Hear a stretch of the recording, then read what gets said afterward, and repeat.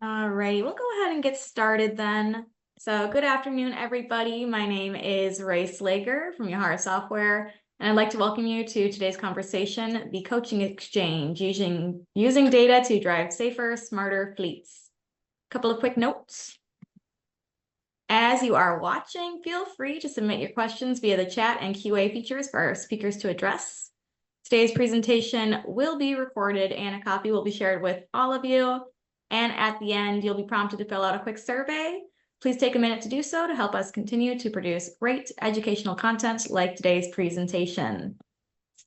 I'd like to introduce you to today's presenters. We've got Rusty Weiss and Clay Merchis joining us.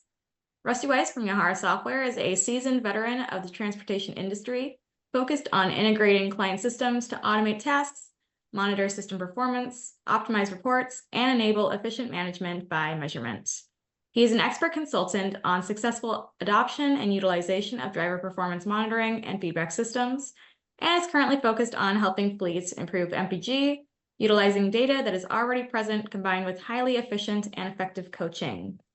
Joining Rusty is Clay Merchis. Clay is the president of Leading Edge Consulting and brings over 25 years of experience in fleet safety, operations, and maintenance. He has successfully worked with fleets of 20 to over 4,000 trucks.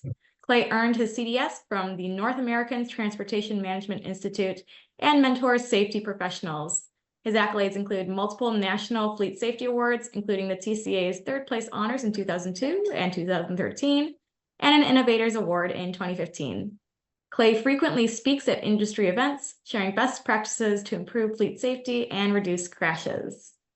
Before we get started, we've got a couple of quick poll questions for you that I'm going to go ahead and pull up on the screen now. So our first poll question, we want to know, how confident are you in your current ability to turn driver data into actionable coaching insights? Are you feeling very confident, somewhat confident, not confident, or you're just getting started?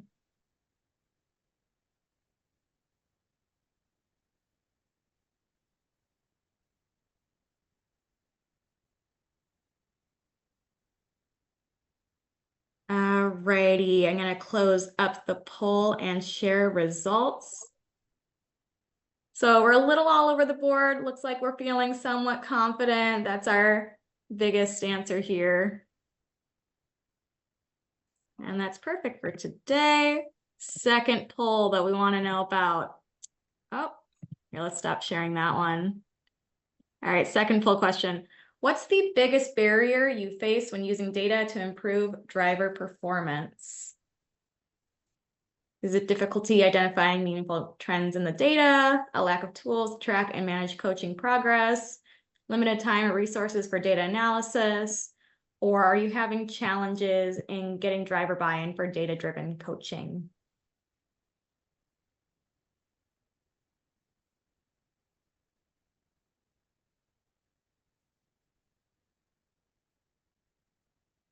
All right, we'll close that on up. And it looks like we're spread between a lack of tools to track and manage coaching progress, limited time or resources for data analysis, and challenges in getting driver buy-in for data-driven coaching. All right, I'm going to stop sharing. I'm going to pass it over to you, Rusty and Clay. Have fun. Enjoy. All right. And there I found my share screen button. Share. All right, just a quick check, seeing what you should be. Clay, you see? Okay, thank you. All right, well, welcome everybody. Appreciate the introduction, Ray, and the work you've done to get this set up and people here listening to what we want to share today. Clay and I, in prep for this, talked about one of the most rewarding engagements we do with fleets, and that is when a fleet raises their hand and says, you know, we have a collision problem and we really are getting serious about doing something about it. We want to be best in class. And, you know, having visited a good number of those fleets out there, what did one gentleman tell me, Clay, that one time? To be like we are, you have to be on top of everything, and we are. It was, That's right. it wasn't an accident that they weren't having accidents or collisions. They really understood what they were looking at, understood their data, mapped from performance out in the field to be how they tweak their training, education, their coaching, and it certainly supercharged their use of technology that's available today to know and understand field performance. Yeah, exactly. Managing that risk in a nutshell, really, right? Yeah. So for today's conversation, we're going to focus in on a pathway to that, if you're here hoping, maybe you're a first time person sitting in that management seat responsible for safety, maybe operational performance, maybe both. Maybe you're a CEO at your company, COO at your company, and you're looking for some tools and information for people you have on your team, or maybe even just to hone up on best practices out there, et cetera. So that's how we've structured this today. So we'll start with a good place is look at your collisions. And so if you're a large enough fleet, unfortunately, you probably have enough collisions that you can extract meaningful data from it. Oftentimes, though, you get down in numbers 200, 400, maybe even up to 500 vehicles. Collisions are fortunately in the mathematical sense rare. And so it can be invalid to generalize from just the collisions to the other and say that you have confidence in the behaviors leading up to those. So a sound method is to look at your near collisions as well. So if you have enough collisions, great. If you can pull in your near collisions, you can feel even more confident about the behaviors drivers are performing out there that predict future collision crash involvement.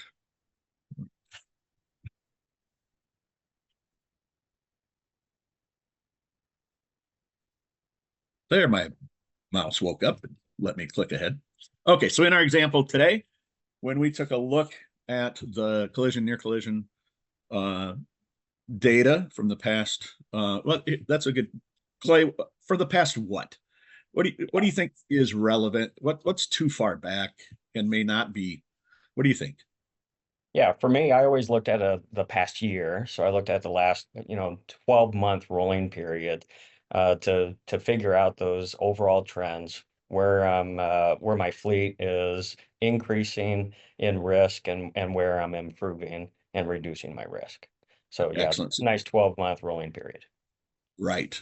And you may choose to look back farther, especially if there were programs you implemented, technology you implemented, and maybe you can see evidence in those numbers of a gain you made, or sadly, perhaps the lack of a gain in improvement over a period of time where you transitioned into new technology, new methods, something like that. So yeah, but a year, I agree with you. A year typically is close enough, relevant enough, and hopefully takes out some variables that may damage data otherwise.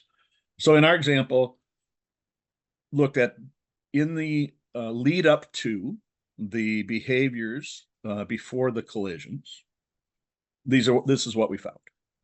So in 33% of them, speed was a factor, and should define speed. It can be more than 5 miles and over the speed limit. What's your company? Where do you coach at? Right? Are you governed? And it isn't that much of a factor anyway. Is it a factor even governed when you're driving faster than conditions warrant, be it weather, road surface, be it congestion, be it sightlines visibility? So falling back on your definitions that you've tuned in your technology for what is speeding. So it's not just a blind grab of speeding events. Unsafe cornering, 29%. When we talk about unsafe cornering, Clay, what all are we wrapping into that? Yeah, so again, we're almost looking at the conditions that are then existing, right? So is our driver taking a corner too fast, taking those exit ramps too fast? Is he reducing his speed before getting into the exit ramp appropriately to not set off the mitigation type systems, the anti-rollover devices, or the camera accelerometer, make sure there's not a certain number of G-forces going off. Very good. I know in my visits with fleets, top tier low collision rates and probing how did they get there. One of the things I found that was fascinating was using unsafe cornering, especially with the video feedback system, where the threshold is set so that it's unsafe to trigger it. Right, there's so you're willing to give up some maybe corners that are a little too fast, knowing that the population of events you do get have meat to them, that if there were a passenger in the vehicle, they might have reached to hang on because the corner was that fast. And then what they said correlated to that, or what they believed correlated to that, was the time to scan for hazards, to let blind spots clear. So if they have drivers coming up to a corner, maybe they're rolling a stop sign, they're in a rush, maybe they do a quick scan, maybe they do a partial scan, they would see that in the cornering event triggered by G-forces, but they could reach to those behaviors that expose you to the collision when that SUV comes out from behind that A pillar, etc. So if you have a population of drivers who rarely ever trigger on a corner, at least they've got some time on their side for something unexpected to appear. In addition, that time to see the hazard, there's also more time to react to the unexpected hazard. So not seeing people having frequent heavy cornering events, if your thresholds are set, tuned properly, your coaches believe it when there is a cornering event. And these systems are getting much better at filtering out the corner with a bump. Back 20 years ago, there was a lot of manual work to look at the G-force. We could look at the G-force graph, right? And you could see the corner forces trending within accepted realms, and then we'd see a sine wave where they hit a pothole during the corner. Okay, we could manually look at that and excuse. Well, now the algorithms are smart enough to pull that out, and you should speak up if you're getting false positives on cornering to your vendor, because that should be something that can be filtered out for you. So again, strong signal, unsafe cornering. Don't clear your sight lines. Limit your time for reaction should something unexpected happen. It's a really good place to find where it contributes to collisions. Yeah, and Rusty, to add on to that too, is matching up your third-party vendor systems with each other. So for example, if you have a camera technology system and that accelerometer within the camera, making sure that that matches your anti-roll stability Very good trigger point. event. So getting Right. those to correlate and fall in line with each other is important as well. Very good point. Very good point. Oh. And then next one we have fatigue. You want to talk about that one a little bit, Clay? Yeah, so the fatigue related events, obviously, hours of service rules and regulations, try to prevent fatigue related crashes. A computer and a piece of paper though doesn't necessarily tell us if we're fatigued or not, right? It's our individual behavior and performance and the things that we've done over the past 24 hours and even some of that data that's compounded over time, day over day, of not being able to get enough rest.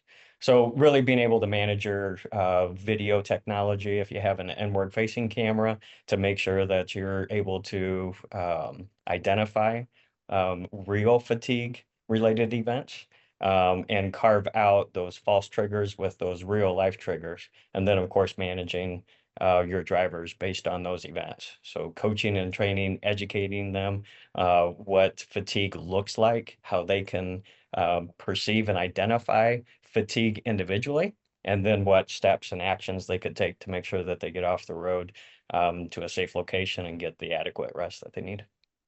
Absolutely. Absolutely. And then in this data, what we found were smaller instances of other, which I thought might have been more prevalent behaviors, but that might be evidence of maybe having real clear standard operating guidelines for when they, where are we doing well in driver expectations and how you perform when you're out there. So for this fleet, close following did not show up as a contributing factor in very many of the collisions.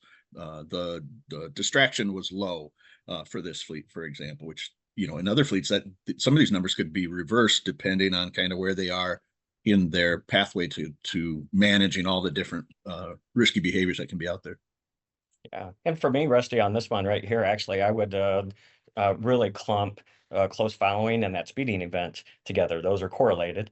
You know, generally, if we're speeding, then we'll tend to have those the close following events as well. Push up So I behind. would almost couple those two together. Yeah, And when I'm looking at my risk pie and chart yeah, here, I would look at, you know, 42% of my risk is associated with some kind of speed and following distance. And then yeah, my next largest gap or area to improve is going to be my unsafe cornering, yeah. anti-rollover and roll stability type events. Yeah, very good. You exposed something important here. So we ran the numbers, we got these results, and that doesn't smell right, right?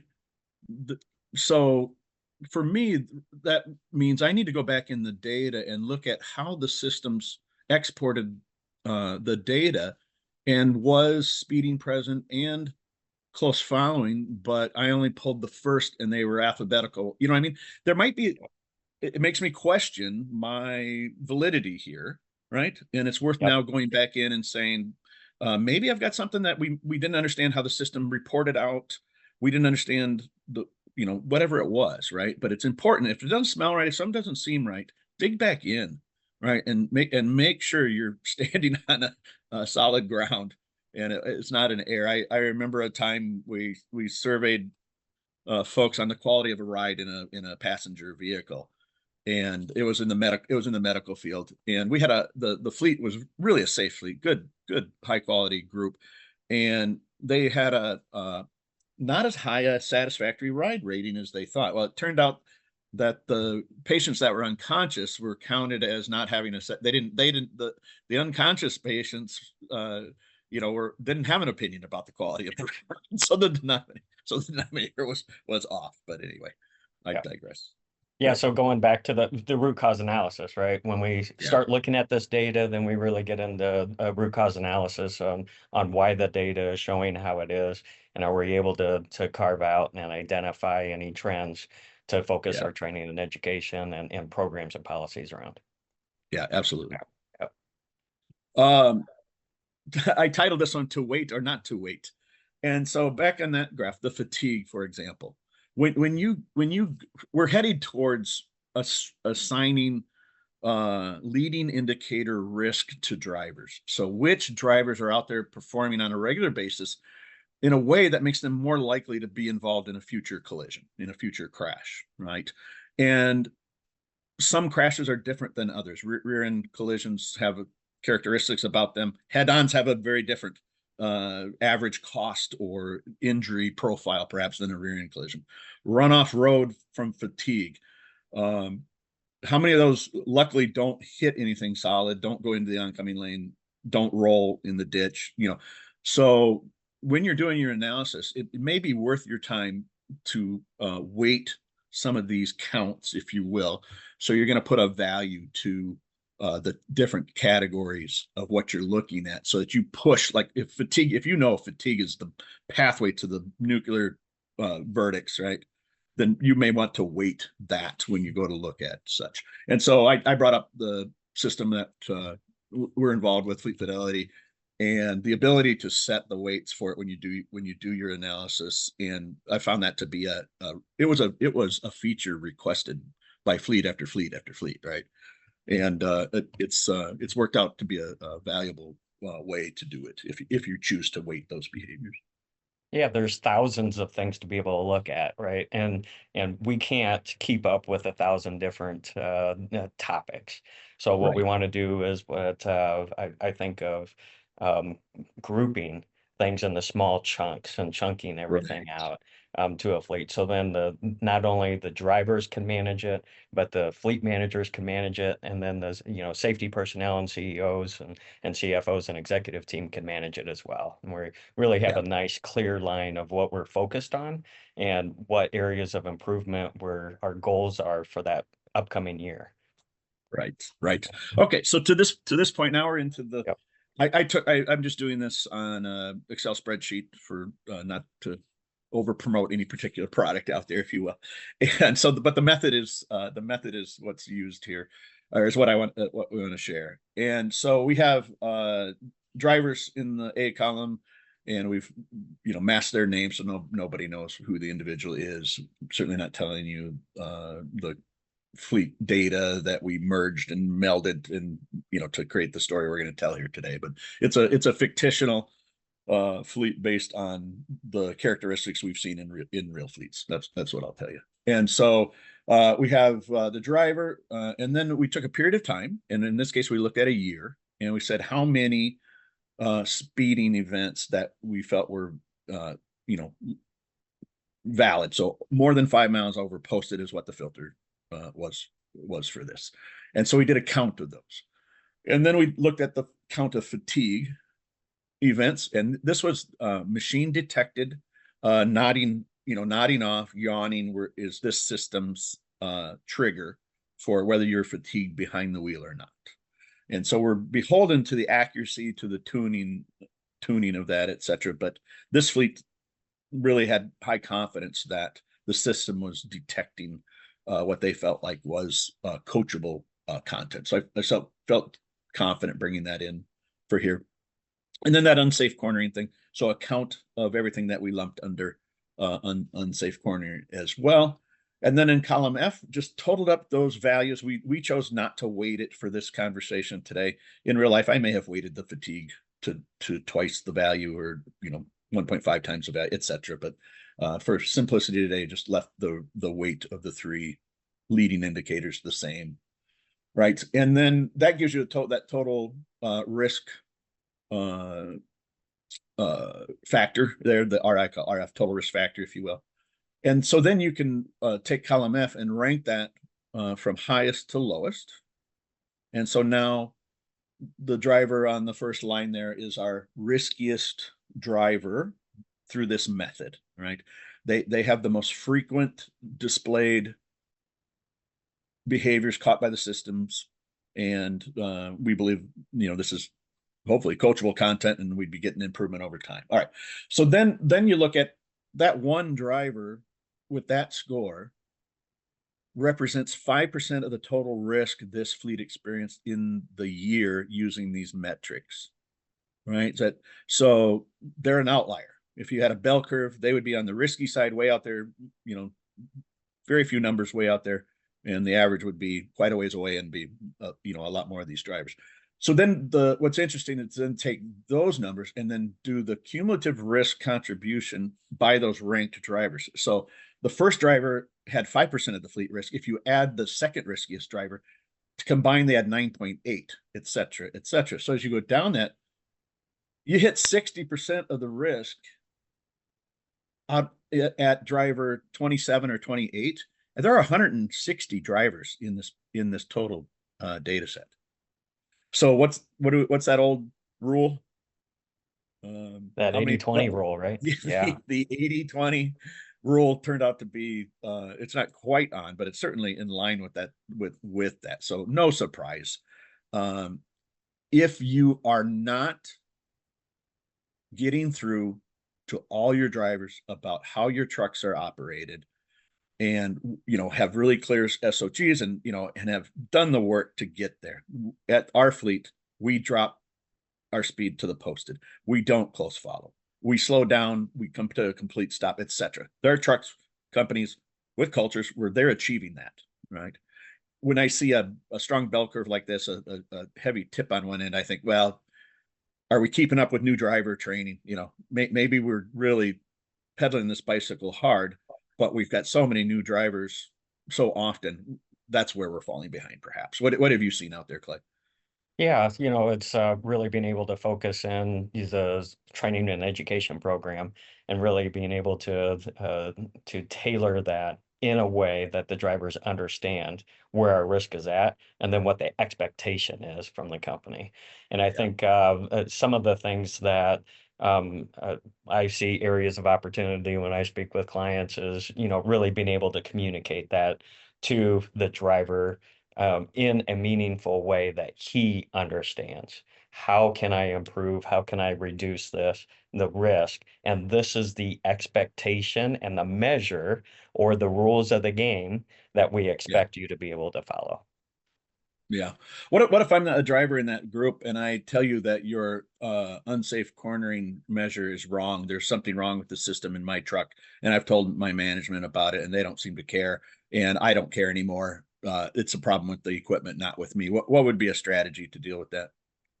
Yeah, so one strategy would be to have another driver hop in the truck with him and use that truck. He's sit in the passenger seat, and that driver operates that truck and see if he's triggering the events the same way. And likely it's not going to occur. So then we know that it's a behavior type issue that we could address.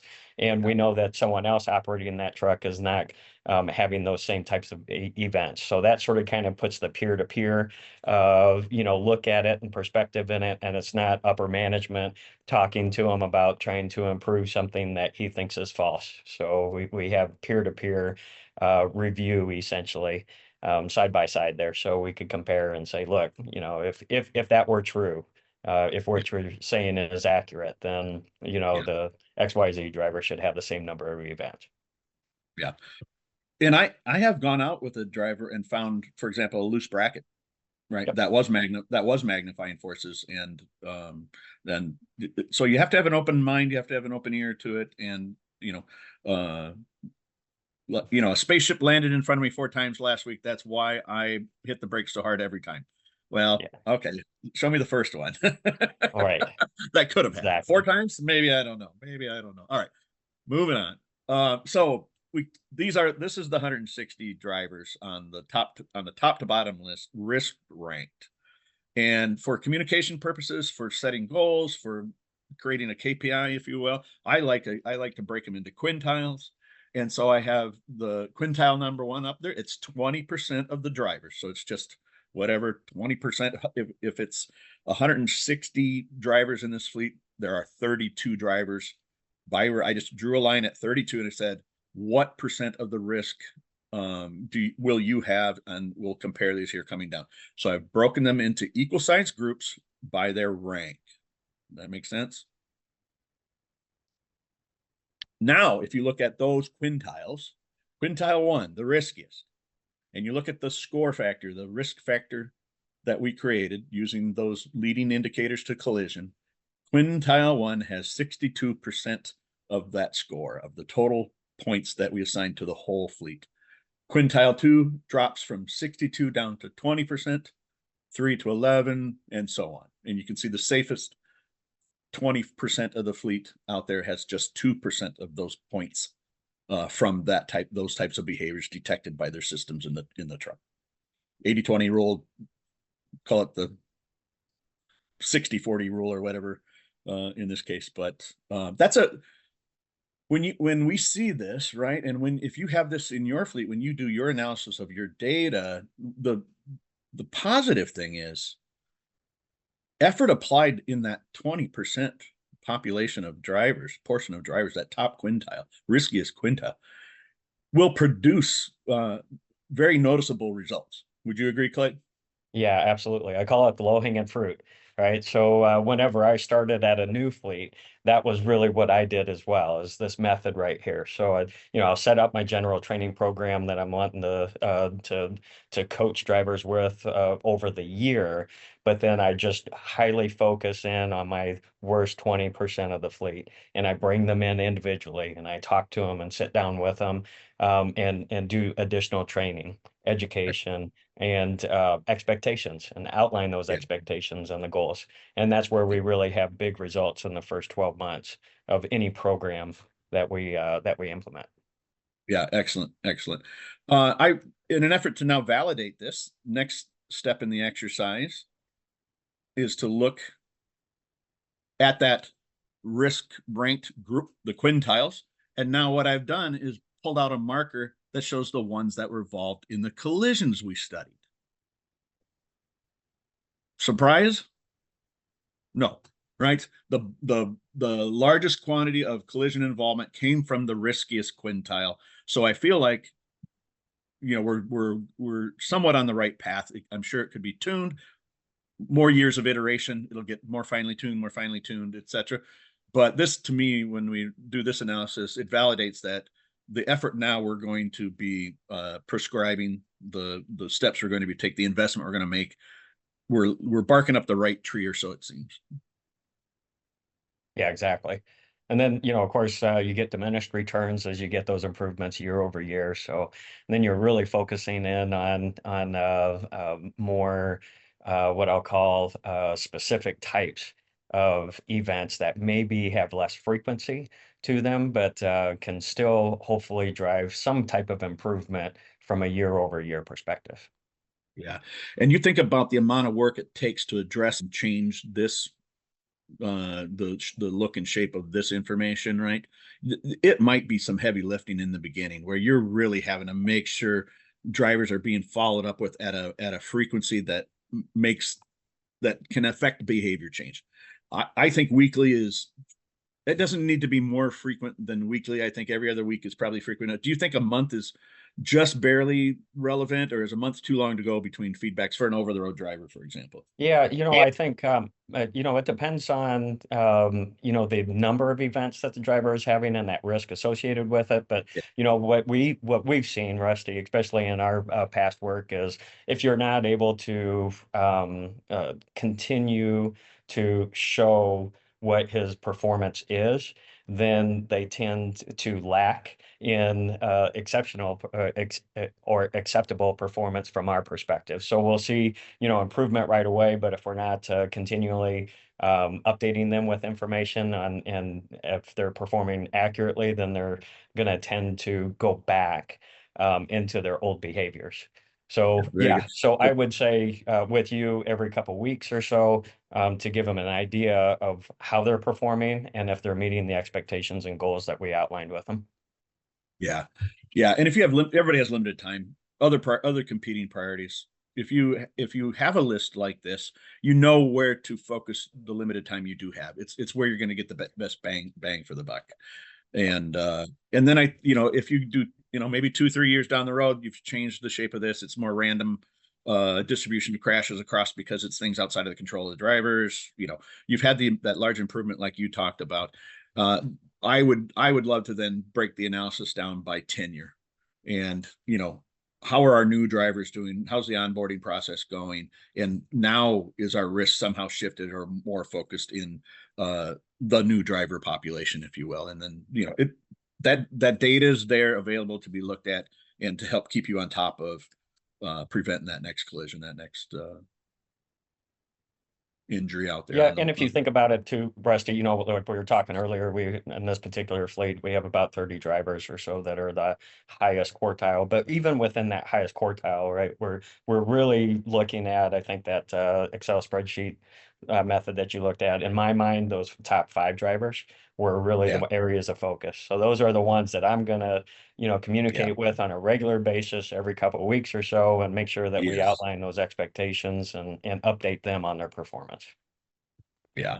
And best practices at fleets I've seen out there is visibility, the accountability line of, a visible accountability line. So you've got 5 divisions and there's a handful of drivers over here, a handful of drivers over there. If you're at the top of that accountability chain, if you will, how quickly can you see what's being addressed? Is it continually being addressed? And, being able to call up and say, hey, Robert, what's going on? We're not making the progress I thought we would be with 2 of your drivers. And, boss, we've had breakdowns and we had an abandoned truck and I had to run across the country to pick up an abandoned truck and I got behind on my, maybe there's a better way to handle abandoned trucks or something like that. A good system has visibility top to bottom, and it allows you to sit and communicate, on a common framework. That one I'm going to just leave that, and we'll close up on this one. I'm sorry, because your time is valuable, and we'll get you back to your jobs out there. We hope anyway, by using this method, right? You have a valid readout of the behaviors that are contributing to your collisions, and I'll say it.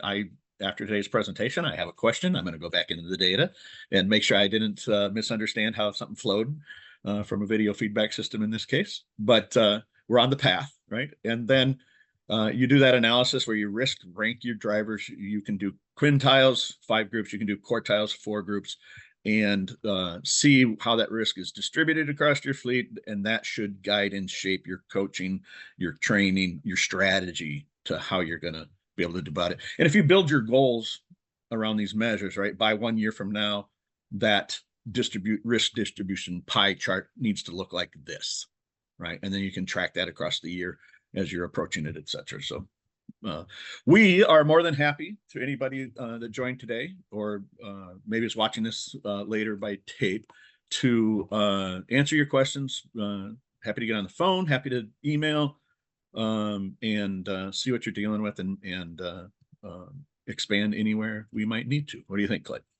Yeah, absolutely. And one thing in closing here too is, we always want to think about our annual goals.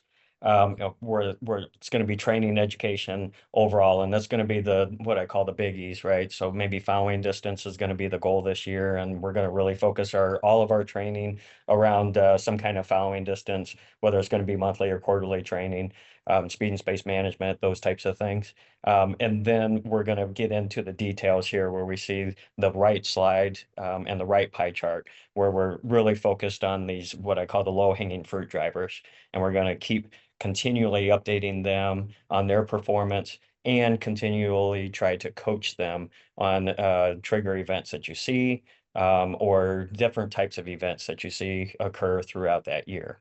When we combine those two approaches, we tend to see really, really good results. So just keep that in mind. It's not, only an overarching and everyone gets the same coaching and training and education. Right. Or Right. it's not only just looking at the one little group. It's a combination of those two. Yeah, absolutely. Yeah. All right. Well, thank you so much, Clay. I'm gonna Ray's got a couple things for housekeeping here and closing out. Great. Yeah, we'll just leave it on that screen. Thank you all for joining. Great presentation today, Clay and Rusty. Folks, if you have any more questions, go ahead and submit them either through the chat or the Q&A feature. We did have two come in just a bit ago. We got a question from one attendee. They were asking, my driver keeps getting marked driver on cell phone. Looking at videos, you see that he's holding his vape in his hand, not a phone. After coaching him numerous times, giving him suggestions, etc., it continues to happen. What can you do next? Yeah, Rusty, My do you first want to question- start? Yeah, I was Yeah. going to say, do you want to start with the AI side of it? So we got a Yeah. couple of issues, I guess, that we could address here. So Yeah, one of the areas that we work in also is validation of algorithms out there on video feedback systems. So, do they do what they say they do? And the detection of a cell phone to face, right, is a big step. That's a great trigger when that is not allowed at your fleet. And there's the distraction, but not all systems are equal, and not all systems detect the same thing the same way. So first of all, know your system. Take a truck out and hold a cell phone. What percent of the time does it capture? Does it do it in sunlight, with direct sunlight in the cab? Whatever. Know your system. These systems and the people supporting you from these vendors should have their hands on a dial that can decrease sensitivity, increase sensitivity, etc. So make sure you've done what you can to fine tune your system. When you go to select a system, things to think about. And then Clay, my first question to you was, is vaping allowed behind the wheel? And if it isn't, then system's doing a good job, right? yeah, it's identifying the risk that you say is important to your fleet. And if you don't want or don't allow smoking, you might have a hazmat fleet, whatever it might be, whatever those internal communications and processes are, it is identifying that risk. Now, the other thing to think about too is being able to manage the system if that is not a concern for your fleet. So if it is okay and acceptable for a driver to smoke or vape while driving, then we just really need to manage the system internally, and then remove that false trigger in the system. I wouldn't even address it with the driver if it's not a violation of company policy and it's acceptable. So no communication really needs to happen with the driver. It's really just managing the system internally and then communicating with your third-party vendor to see, like you mentioned, if they could hone in and either increase or decrease sensitivity so that we're not getting the false triggers. Yeah, there was a group I worked with. Their system could detect the difference between a cell phone held in my hand and a deck of cards. I thought, well, I'm not Fantastic. sure I'm not sure that's perfect, but it was, I don't know. But Yep. it really was dialed to a phone, the shape and size of a phone, the thinness of a phone, apparently, whatever it was. So there are variations out there. If you can wash out those false positives before they contribute to the driver's score, either the worst way is manually, right? Programmatically, with help from the vendor. Yeah, I wish I had a great answer for you. All right, we had one other question for you. One of our attendees asked, how do you get drivers to buy into coaching tools, and what's the best way to make sure the feedback actually sticks? I'm going to hand this one right over to Clay. Clay and I worked on a project where video feedback was fairly new in the industry, and Clay was the coach in this academically rigorous study. And what was your method, Clay? Yeah, so a couple different methods. First of all is, making sure that the driver understood the rules of the game, like we mentioned earlier in the presentation. So I coached them, taught them how the system worked, what the triggers were, and then of course we set up a campaign we called it Keep It Green. So we wanted to make sure that once the driver understood what the trigger events were, we coached them on how to be able to prevent the system from triggering, and then we set up a nice return program to that driver. If he kept it green, then they received safety points, those types of things, and then they could get some money or different articles that they could cash in on to be able to reward them for the success that they're having. Yeah, you did such a good job there, and it really helped formulate what I believe are core to best practices. And I will add that, especially if it's video feedback, there's the video contains what it contains, right? And you kind of need to stick to that. If you're a manager and you want to lose the respect of your drivers, start pretending to know what happened outside of the frames that are available, right? You don't make those assumptions. Just realize you can't know. You may have a darn good inkling of what was going on before there was this sudden look back to the road, before they nearly ran into something. But if you don't know, you don't know. Right. The frequency of those coming in over time compared to their peers is much more compelling than you pretending to know something you don't. What I found in the early days too was some of my most challenged managers when it came to being a good, motivating, supporting coach in some areas with video, they could be pretty darn effective and pretty good if they didn't read too much into it and let it's so powerful to let the driver describe to me what's happening here. Yep. Okay, all right. And you might not even have to say one more word. That's right. And if you're in that supportive, our goal is to have you safe, go home alive at the end of the day. Everybody else on the road, go home alive at the end of the day. That's our goal. And that's your culture, and you're not punitive, and you're not looking down. You're not acknowledging that we all have our moments, we all have our days, right? I think that's the key to building a program that is effective. Yeah, I agree that getting that buy-in from the driver, you're not attacking them, you're not looking at it from that perspective, you're not trying to speculate what occurred, just having good conversations with them, outlining the goals and expectations, of the fleet, and then of course ultimately trying to just reduce the number of events that are occurring. Yeah. Yep. It can be so tailored, and different people need different things, there's no doubt. And if you're tuned into that, like you probably are, you're going to do just fine. Alrighty, that's it for questions. We've got one more slide for you. We'll pop that on. Oh, my bad. Sorry, Rusty. I'm in control of those. All right. There we go. There it is. Before you head out, we just want to invite you to our webinar next month. I put a link in the chat for you to go ahead and register if you're interested.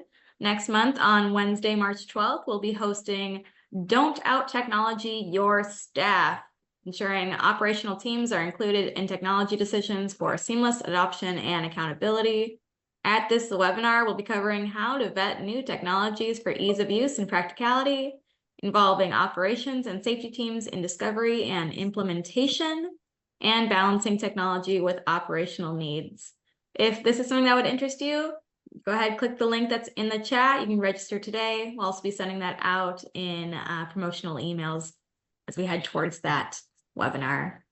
Thank you, Clay. Thank you, Rusty. Great presentation. We'll get the recording out and we will see you next time. Thanks, guys. Thanks.